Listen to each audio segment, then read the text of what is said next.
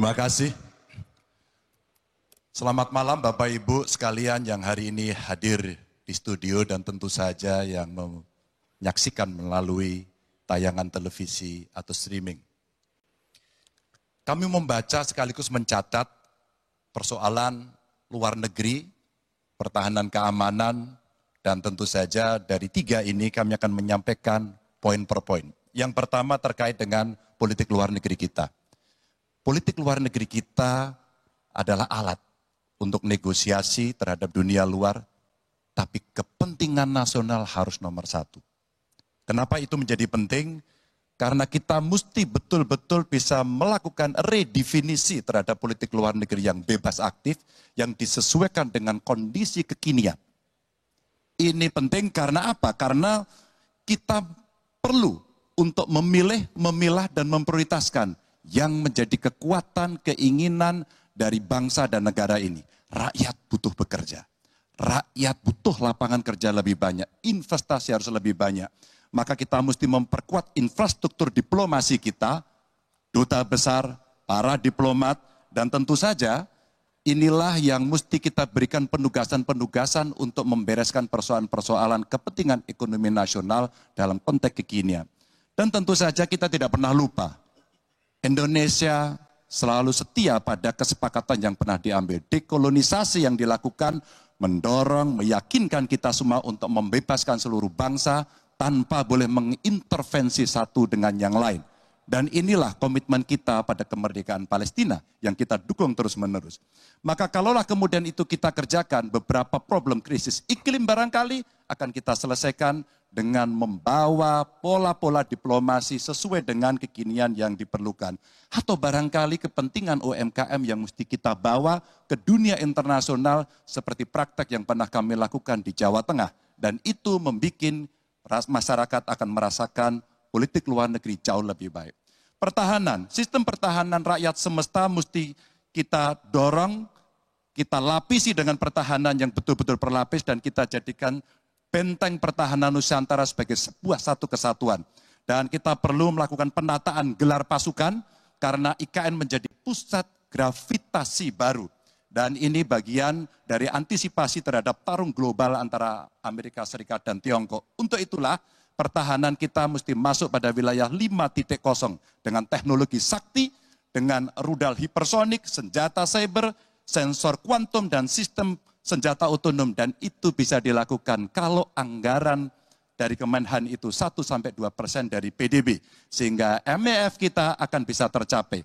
Karena ini yang mengerikan, di 2024 saya khawatir ini tidak akan tercapai. Untuk keamanan, terorisme, narkoba, pinjaman online, judi online, kekerasan seksual, ini perlu mendapatkan perhatian termasuk TPPU. Maka reformasi kepolisian betul-betul harus mengantisipasi ini dengan penguatan cyber system kita, termasuk pengembangan SDM cyber yang kuat.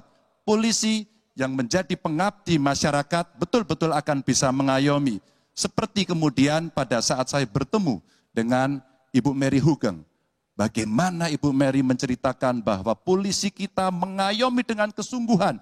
Polisi kita hidup dengan sangat sederhana dan mereka punya integritas yang tinggi. Sebagai anak polisi, saya paham betul ini sesuatu yang sulit dan pasti akan bisa kita lakukan. Dan tentu saja inilah capaian-capaian yang akan kita lakukan oleh Ganjar Mahfud. Bismillah, insya Allah kami siap. Assalamualaikum warahmatullahi wabarakatuh. Selamat malam dan salam sejahtera untuk semuanya. Bapak Ibu sekalian, saudara-saudara sebangsa, setanah air yang saya hormati, yang saya cintai. Ketika kepercayaan dari Ibu dan Bapak saudara sekalian diberikan kepada kami, maka kami insya Allah akan mengembalikan posisi Indonesia menjadi pelaku utama di dalam konstelasi global. Indonesia tidak hadir sebagai penonton, tapi Indonesia hadir sebagai penentu arah perdamaian, kemakmuran bagi seluruh bangsa di level global maupun di level regional. Kami merencanakan bagaimana kekuatan Indonesia, kekuatan kebudayaan, kekuatan kesenian, kekuatan ekonomi ikut mewarnai kancah dunia. Kita ingin film kita, seniman kita, kuliner kita, diplomati kita, para diaspora kita menjadi fenomena dunia, hadir mewarnai kancah internasional.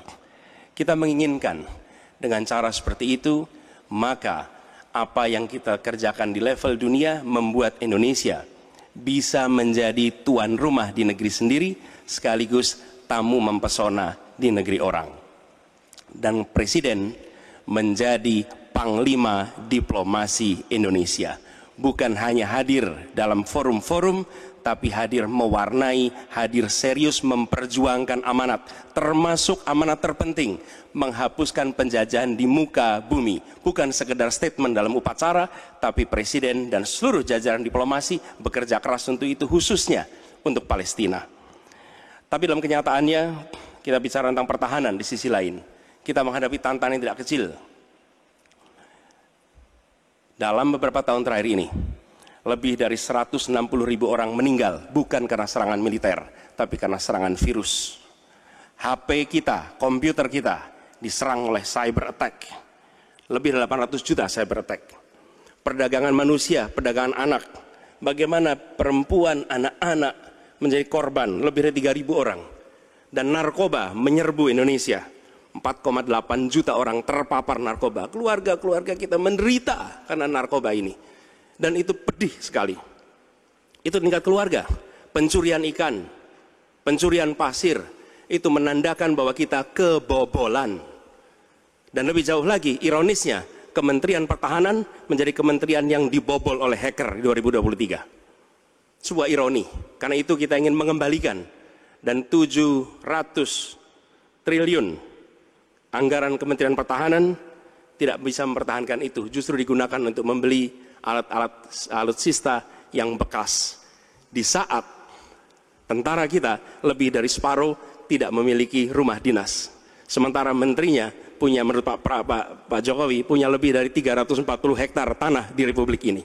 Ini harus diubah. Tambah lagi, food estate singkong yang menguntungkan kroni, merusak lingkungan, dan tidak menghasilkan. Ini harus diubah.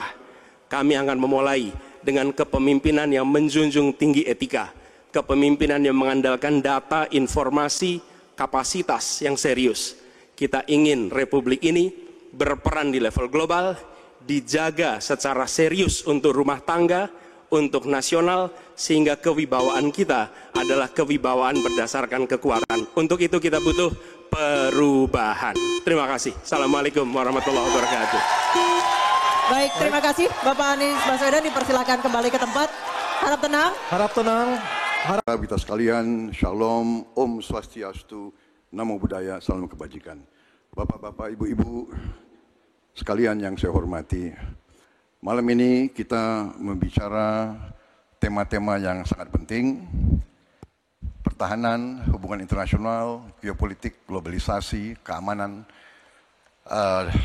Dengan demikian, kita kembali kepada dasar kita, tujuan nasional yang tercantum dalam Undang-Undang Dasar kita, dalam pembukaan Undang-Undang Dasar 1945, tercantum sangat tegas bahwa tujuan nasional kita yang pertama adalah melindungi segenap bangsa Indonesia dan seluruh tumpah darah Indonesia.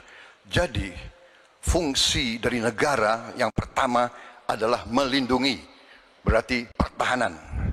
Saudara-saudara, kita memahami negara kita sangat besar, sangat kaya, ratusan tahun negara-negara dari jauh datang ke Nusantara ini untuk intervensi, untuk mengganggu, untuk adu domba, dan untuk mencuri kekayaan kita. Sampai kita merdeka, kita pun harus berhadapan dengan kekayaan alam kita diambil dengan murah. Karena itu, untuk kita menjadi negara makmur, untuk kita menjadi negara sejahtera, untuk rakyat kita hidup layak, punya pekerjaan layak, kita harus menjaga kekayaan kita. Kita harus menjaga, dan habis itu kita harus mengelola kekayaan kita. Saudara-saudara sekalian, politik luar negeri kita secara tradisi sejak awal kita merdeka adalah bebas aktif, adalah non-blok, tidak memihak, tidak ikut blok-blok, tidak ikut fakta. Ini akan saya teruskan. Dengan hubungan baik dengan semua kekuatan, kita bisa mengamankan kepentingan nasional kita. Saudara-saudara sekalian, 1000 kawan terlalu sedikit, 1 lawan terlalu banyak. Kita akan menjalankan politik tetangga baik. Saudara-saudara sekalian, kita bertekad harus punya pertahanan yang kuat. Mungkin ada yang asal bicara tanpa data, ya kan? Mungkin didorong oleh ambisi yang menggebu-gebu sehingga tidak objektif. Saudara-saudara sekalian, saya sebagai Menteri Pertahanan berpegang kepada doktrin, kepada strategi nasional, dan semuanya adalah atas dasar kepentingan bangsa dan rakyat Indonesia, dan saya mampu mempertanggungjawabkan, dan saya berkeyakinan hanya dengan pertahanan yang kuat kita akan dihormati, kita akan menjaga kepentingan nasional kita. Kalau kita buka buku ilmu pengetahuan yang paling dasar, kekuatan nasional harus ada kekuatan militer. Tanpa kekuatan militer, sejarah peradaban manusia mengajarkan bahwa bangsa itu akan dilindas seperti di Gaza sekarang ini. Akan diambil kekayaannya, akan diusir dari tanah airnya. Tidak bisa tidak, kita harus kuat. Kita harus kuat. Terima kasih. Wassalamualaikum warahmatullahi wabarakatuh.